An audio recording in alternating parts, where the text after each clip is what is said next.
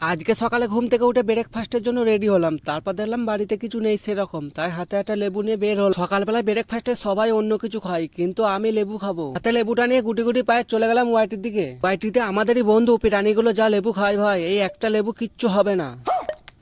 এটা হলো আমার যা আসার জন্য ওভারব্রিজ বানানো হয়েছে। এটাতে নদীর মতো জল যায়, কিন্তু জলটা আসে একটা বাথরুম থেকে। পাশে একটা পুকুর মতো আছে, ওই পুকুরটায় যে জমা হয়। এটা পার করি আমাকে ওয়াইটিতে প্রবেশ করতে হয়। ওয়াইটিতে প্রবেশ করা মাত্র এখানে দেখলাম বিশাল খড়ের আঁশ। দেখে মনে হচ্ছে গত রাত থেকেও পোঁতের পাঁচা শেখছিল। যাই হোক ওসব ছাড়ো, এরপর খাবো লেবু। এটা কি লেবু আমি জানি না, তাও বাড়ি থেকে নিয়ে চলে এলাম। তারপর খোলাটাকে হালকা করে ছাড়িয়ে এরপর লেবু খাবো। এগুলো হলো 2 বছর আগেকার লেবু, বাড়িতেই পড়েছিল তাই নিয়ে চলে এলাম। এরপর লেবুটা খাই। আহা, অনেকদিন লেবু খাই না, তাই একটু বেশি খুশি ছিলাম। বাট লেবুটা খাওয়ার পর মনে হলো আরো খাই আরো খাই। না না, মানে অনেকদিন খাই নাই তো, আর দুটো হলে ভালো হতো। ওসব বাদ দাও, ব্রেকফাস্টে কে কে লেবু খাও অবশ্যই কমেন্ট করে জানাবে।